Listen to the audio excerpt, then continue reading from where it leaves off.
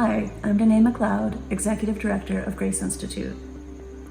This year has been a tough one.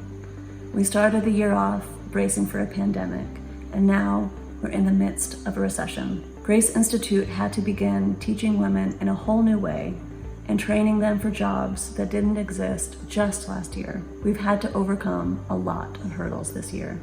Our amazing, dedicated staff, who just like all of us, were reeling from the pandemic, charged full steam ahead so that we could continue doing what we've been doing for over 120 years, helping women find economic security.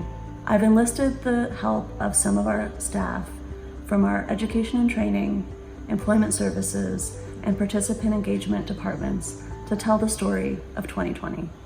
On March 2nd, in the beginning of the COVID outbreak, we started preparing to shut down our physical training space.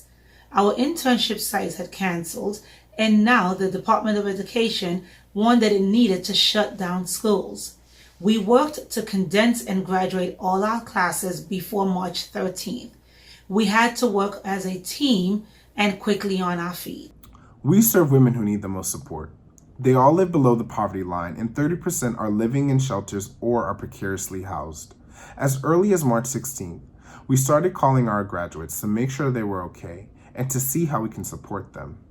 We saw many of our alumni who had been recently placed in jobs who were being laid off or were concerned about losing their jobs. Many of our alumni needed help to get through this pandemic. The women had anxiety around financial insecurity, concerns about their health, and had already started losing family members to this pandemic.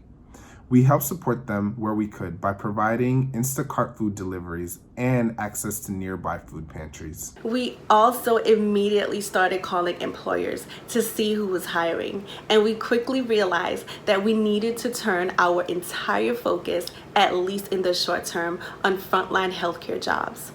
We let employers know that we can help them with their hiring needs.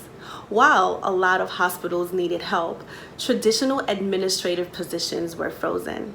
What was open were remote customer service jobs, 311 operators, urgent care representatives, and new roles like contact tracers and station navigator. We would use this information to inform our next steps and our curriculum by adding in trainings on Epic and digital medical records. We quickly realized that we wouldn't be back in the office for months and began rewriting our curriculum. We knew that teaching online will not be the same as teaching in the classroom. We needed to learn best practices for rewriting the curriculum for an online format. We made sure that the training that we created was for the new and existing roles and would help our participants to work in a fully remote capacity. They would need to know how to interview online, manage multiple online platforms, and foundations for digital administration. We even created new virtual open houses to meet with prospective students and tell them about our program. We helped interested women to access free Wi-Fi so that they could participate. We quickly realized we needed to help the women gain digital access because 15 to 20% of those interested in the program didn't have a computer or wireless connection at home. So we started working with the women to get them laptops, enroll them in reduced rate wireless plans, and help them pay for those plans. In July, we completed our first fully remote cohort, graduating 57 women, and we began our next 2 cohorts in September. As the recession unfolded, we realized we needed to upskill our recent graduates and those that had been laid off in a new remote work skills so that they would be competitive in a crowded labor market. We upskilled 50 alumni this summer through 15 training classes to help them gain future-proof skills.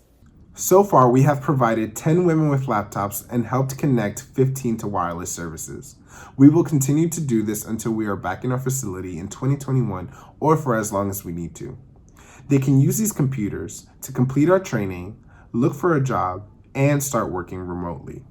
Looking towards 2021, we are working to enroll our next 2 cohorts starting January. Since March, we have placed 88 women in jobs. This includes 32 frontline positions and 11 women in COVID contact tracer positions, a job we couldn't have imagined in 2019.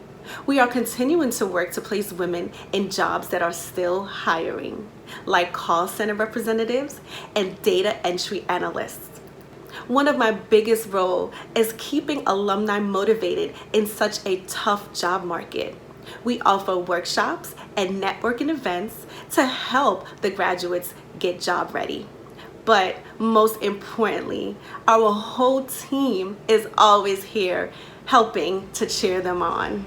Through 12 decades and countless world events, Grace Institute has continuously updated our curriculum and our supports to fit the needs of the women we serve and the current job market. The pandemic threw more challenges at us than we thought imaginable, but we had 3 things on our side: participants with the will to succeed no matter what, staff who were willing to do whatever it took to help them, and donors like you who stood by us and asked how you could help. Thank you so much for making this year possible.